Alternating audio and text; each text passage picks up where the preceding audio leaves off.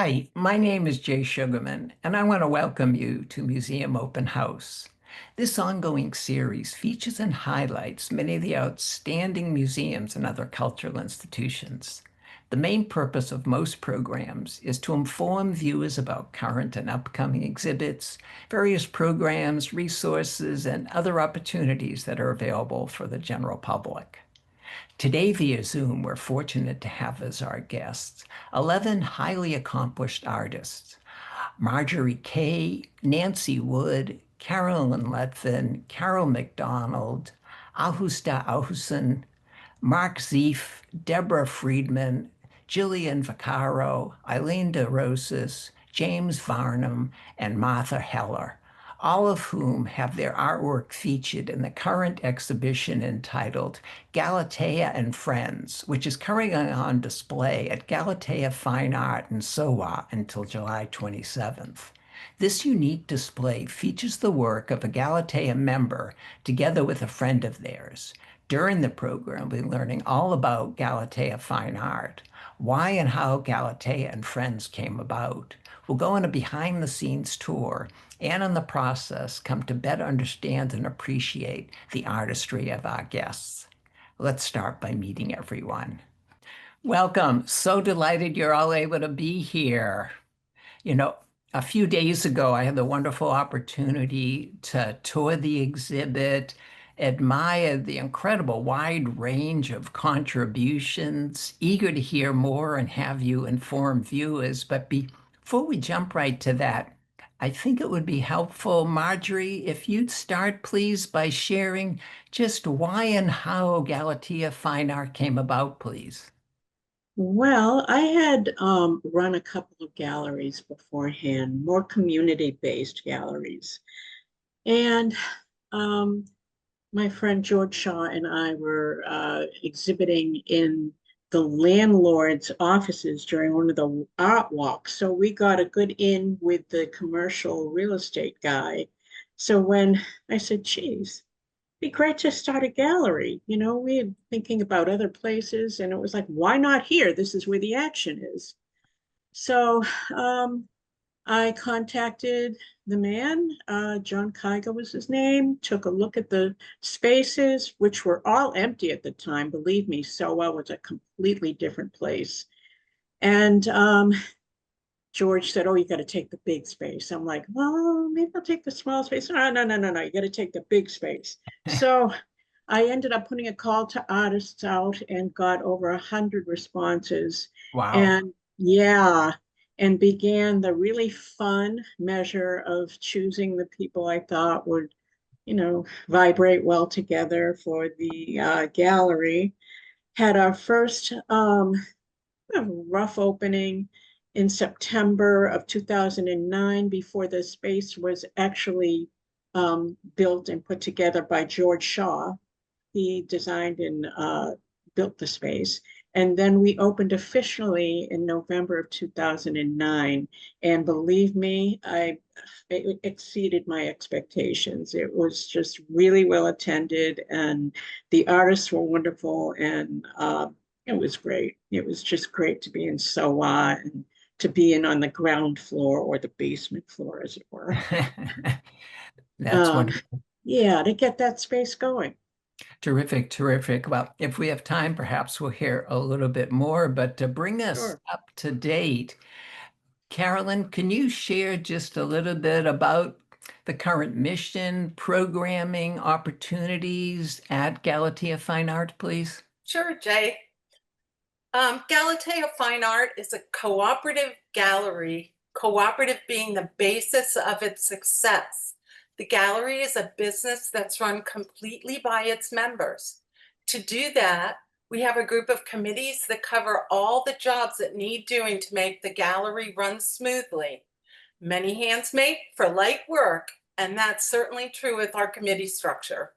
Some examples of those committees are marketing, exhibitions, membership, hospitality, facilities, and mentorship. Every month, there are new shows that are hung and exhibited in all 4 galleries that we have within the space. They're featured at the first Friday celebrations that the SoWa Arts and Design District hosts. On those nights, hundreds of people come through the galleries as well as the artist studios that are housed at 450. Our building is 460 Harrison Ave. Galatea itself, like I said, houses 4 separate gallery spaces where individual members have their solo shows and some group shows. As members, we each have a solo show every 2 years. That may not seem like a lot, but it takes about 2 years to build a body of work. Galatea provides a unique opportunity for an artist to show the work of their choice in a pristine gallery space. Fantastic, fantastic. Thank you so much for that update. And we want to move on to the current exhibit. And as exhibition's chair, Agusta, can you share how this exhibition came about, Galatea and Friends? Yes, summer's a funny time in the art world. The focus shifts from the city to the vacation areas. So it's a good time to have sort of less formal shows than we normally would have. And given the fact that we just started a new contract and we have a bunch of new members, it seemed a good time to bring together new and old members in a fun show. What better way to find out about each other than through an exhibit, not just of our artist members, but also their friends? What could be better than to bring together artists on a balmy summer evening to share ideas and inspirations? The exhibit highlights what is best about Galatea, our engaged community of artists. I know we have a wonderful representation today, but can you give viewers a sense of how many people have contributed to the exhibit? I think there's 24 artist members and then 25 people contributing in addition to them. Fantastic, fantastic. Well, thank you very much. We'll hear more about you and your partner and your work shortly. Getting back, Marjorie, can you share a little bit about your work and association with Nancy, please? Yeah, absolutely. Well, Nancy I've known for quite a while, and she also made the trek out here to North Adams. And we were both in a show at a new space called the Mixed Media Space, and the curator put our work together on the wall, and there was quite a bit of it, and it was so copacetic that, you know, it was a no-brainer to choose her for this Friends show because our work just, although the materials are different, and I mean, you can see how, you know, how earthbound and it is. So I was just thrilled to be able to get a piece of hers along with mine, and chose one that had the similar, you know, kind of energy, a rotating energy like that. My work is done with gouache on shaped plywood, and it's all radiates from the center, as you can see. In this particular piece, I always think of those smaller areas as the children of the center area. Mm. Yeah, but it's all very sequential. It's like intuitive mathematics. I am no mathematician. I think of the world, however, in the division of space, you know, so it's I like to call it intuitive mathematics. No, And one color, one shape leads to the next, which leads to the next. And I'm finding as I go along with this series of work that they're really, you know, any shape I make, I can break down in this way. It doesn't have to be these kinds of shapes I'm finding out lately. So they're to me, they're like fractals. They're like the building blocks of everything we see. Yeah, no, and the colors are exquisite. And Thank you. your piece, as well as everybody else, is an example of, wow, wonderful to look at through the images, don't do complete justice at all to viewing the gallery and the exhibit and seeing the pieces in person. Yeah. Moving on, Nancy, a few words about your piece, please. Sorceress Mask. Yep. First, I want to say thank you for inviting us, and thank you to Marjorie for asking me to be a friend in the show. I think of her work as cosmic, and mine as being very earthbound. So I moved out here about 2 years ago, just after Marjorie, to North Adams from Somerville. And it was a deliberate move to be more connected to nature. I grew up in the woods and on the water, and I've been collecting things since I was a kid in the woods. And when I got out here, I immediately started foraging and hiking and collecting pieces again. And I think of myself, I call myself a sculptural weaver. I use traditional basketry materials like reed and other natural fibers, and I use basketry techniques usually. Like this piece has probably the least amount of weaving in it, but I also use upcycled materials like the faux fur that frames one side of the piece. And the centerpiece is a beautiful piece of, it's something called silver birch. And I got it on Mount Greylock on one of my hikes. And that became the central piece. And it took me a while to figure out what to do with it. And the pods that you see in the lower right, the brown pods, I actually foraged those from Kendall Square in Cambridge before I moved. There's some trees there that drop these huge pods. And I worked in Kendall Square in the labs as a scientist before I came out here, and I collected all of those there. So I can get my materials from all over. Fantastic, And the Sorcerer fantastic. series kind of came about looking at these pieces. They were very mask-like, and they felt like they had this energy of being in nature. And I wanted to bring that from, the woods to out into the world as sculptural pieces. Terrific. Well, Nancy, given our time, we're gonna move on. And Carolyn, would you please say a word about your association with Carol? Sure. I've been a member of Galatea since 2016. I joined the gallery because I wanted my art to be seen in the SoWa Arts and Design District. I also wanted to participate in the gallery's running. So I joined the board and am currently president of the board, in addition to being on a number of committees. My work in this show is titled Black Treasures, White Treasures. I'm primarily a painter, but during the pandemic, I took up saori weaving from a master teacher, Mihoko Wakabayashi, whose studio is in Worcester. I'm a realist observational painter, and maybe some of you are familiar with my sheet paintings or my interiors. So the abstract nature of weaving has opened up concepts to me that my painting never allowed. In this weaving, I make a statement on race, that no matter what color we are, no matter how we differ, we all have beauty to offer. It's the differences that are so exciting.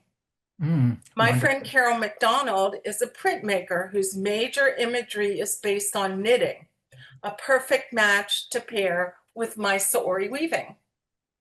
As we bring up your piece, Carol, a few words about it, please. Hi, well, thank you so much, Carolyn. I'm so very excited to be part of this exhibition. And I know Carolyn through the board of the Monotype Guild of New England, which we're both on. I live up in Colchester, Vermont, just north of Burlington. I'm a printmaker. I work in silkscreen, linoleum, etching, and monoprinting. In my work, I tug at the threads of our shared humanity and make images that explore issues of community, evolution, and healing. I've been working with knit-based imagery since 2007. The pieces in this show are part of the Shared Space series. They are multicolored silk screens with drawing added into the bottom one. And I often think of knit as fabric that represents community. And in these, the knit image becomes somewhat architectural in nature. In this series, I've been particularly interested in what happens when colors and textures overlap and new color and patterns emerge. And then when I take that a step further to the richness of diversity, it is in the meeting and interchange among people that new energy and ideas show up and enliven our existence. So I feel like Carolyn and my work is a perfect pairing. Terrific, terrific. Well, we're going to move on. Thank you for that background and insight. Agusta, can you share a little bit about your collaboration with Nancy? Well, I first heard of Nancy in the 1970s when people started making fabric art in response to feminism. There was a whole wave of women doing fabric art. Fast forward to 2018, and I walked into the Swiss bakery in Alston and for a meeting of Surface Design Association. And there I met Nancy. She was a rep for Surface Design because she's very involved in the fiber community. We began encountering each other on walls in various places. Our work was always hung together, I guess because it was similar in subject matter and in color. So it was the perfect time to show with her. And I got to know her a little better during COVID because SDA met on Zoom. This piece of hers, it's done with several printing methods. Part of it is with linoleum block, and part of it is with gelatin printing. And I use printing in my work too, so we really go together. Yeah, my piece, I'm doing a whole series of things about kelp forests because my son is studying kelp forests in Tasmania. And as part of it, I've been making these large prints on a gelatin plate.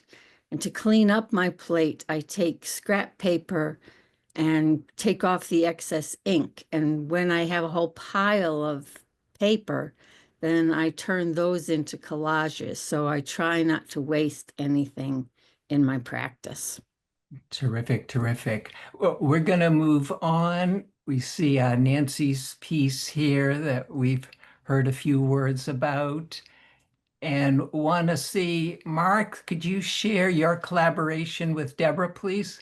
Sure. I met Deborah at the Danforth Museum annual juried exhibition last year. And Debbie is a kindred spirit. She uses graphite and colored pencil to create these wonderful, realistic still lifes, landscapes, and portraits of birds and animals. And she was the first person that came to mind when this opportunity came up to exhibit with a friend at Galatea.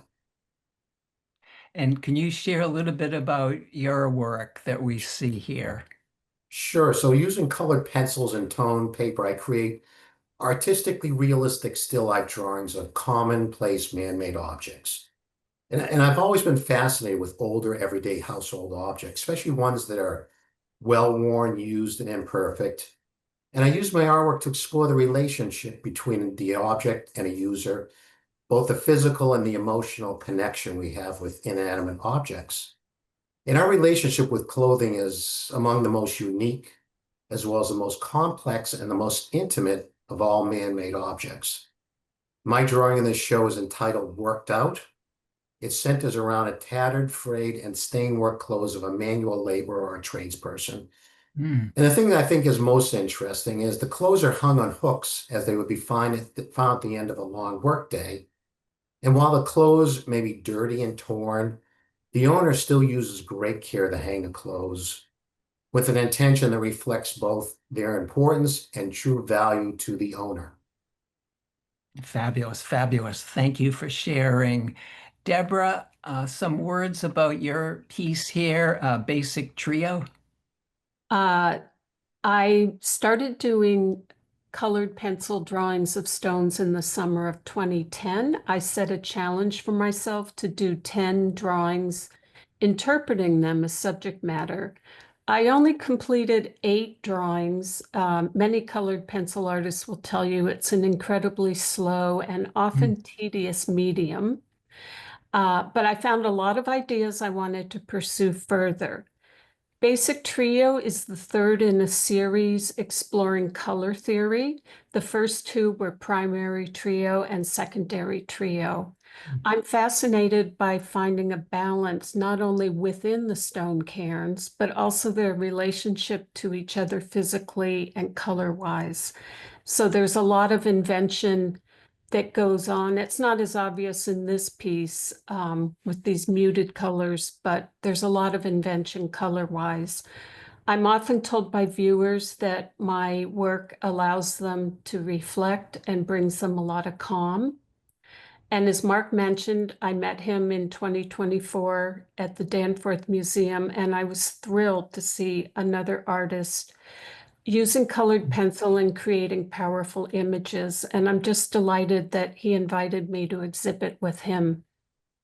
Terrific, terrific. Yeah, this is turning out to be a bonus for me, in addition to hearing about everyone's work, hearing about how the collaborations, associations came about is fascinating. Moving on, Jillian, could you share about your collaboration association with Eileen? Oh, yes. So Eileen and I went to graduate school together, and we've shown in a few shows since then.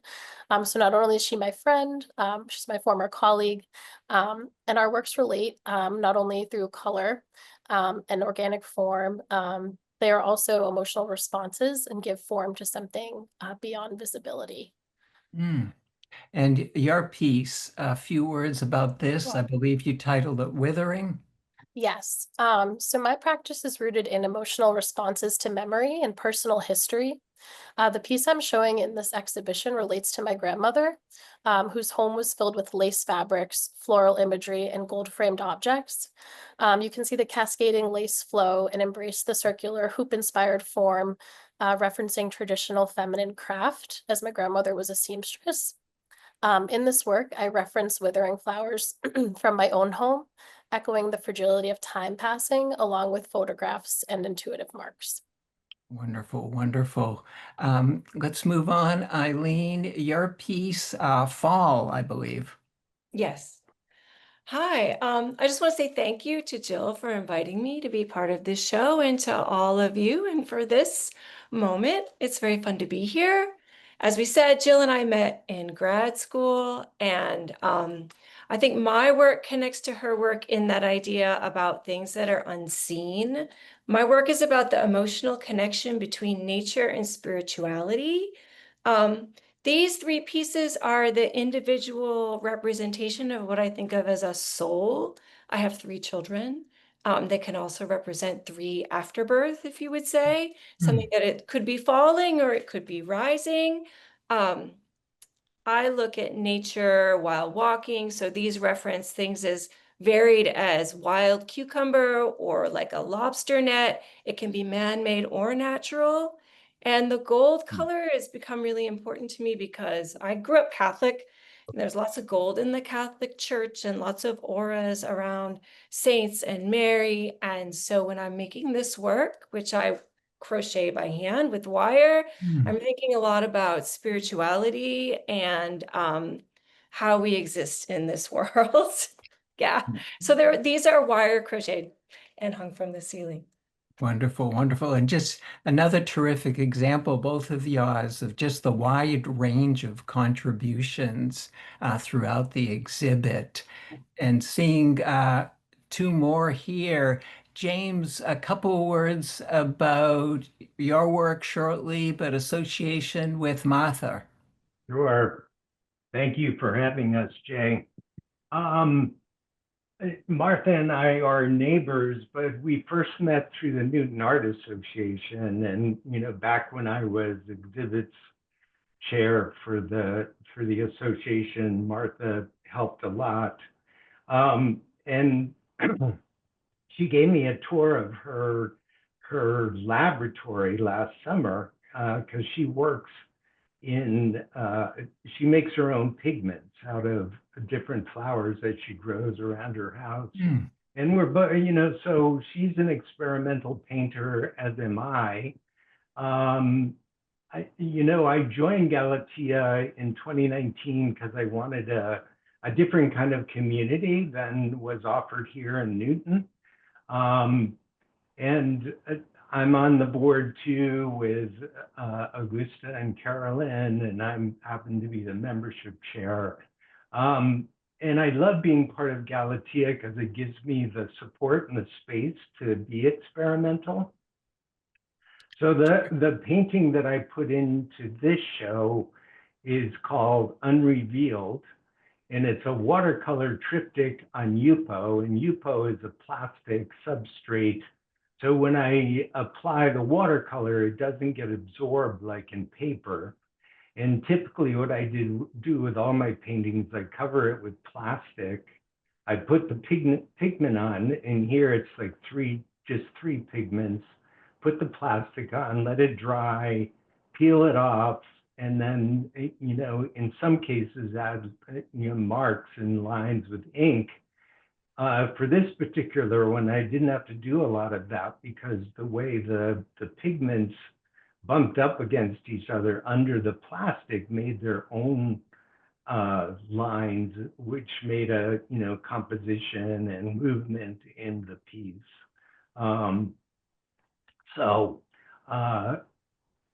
Yeah, I have a lot of fun. I love being an experimental, painter. And that's why I chose Martha, because she too does a lot of experimenting in her work.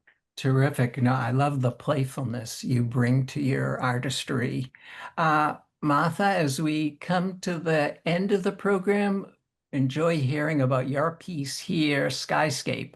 Thanks, Jay. Thank you very much. And thank you, James, for inviting me to exhibit in Artists and Friends. I have a studio and a gallery in my house, in my home in Newton, and work primarily with textiles. In 2017, I began exhibiting my work. I make art quilts, sculptures, wall hangings, and framed textiles like this one. Skyscape is made with recovered cotton that I colored using a plant in my garden called Persicaria tinctoria, better known as Japanese indigo. It's a green plant. However, if I process the leaves in a certain way, they produce a beautiful blue dye. The blue sky and the puffy clouds here are created by soaking fabric in water containing fermented indigo leaves. I suspend the cloth over the container of dye and leave just the ends of the cloth in the dye. The color is absorbed over several days. It slowly rises into the fabric, naturally creating layers of color on the cloth. And using the natural way colors move is one of the things that James and I share in our work. Mm. After the cloth is dry, I cut and arrange the cloth to tell a story. And in this case, I saw sky and clouds. Wonderful, wonderful. Well, unfortunately, we've come to the end of the program. I want to thank you all so much again for being here, sharing some insight about your collaboration association, as well as your art that's on display. Just a sampling of many other contributions at Galatea and Friends, ongoing until July 27th. Definitely encourage viewers and others to make their way there. Continued success with future endeavors. Also want to thank those of you watching for joining us and hope you'll be able to tune in next time.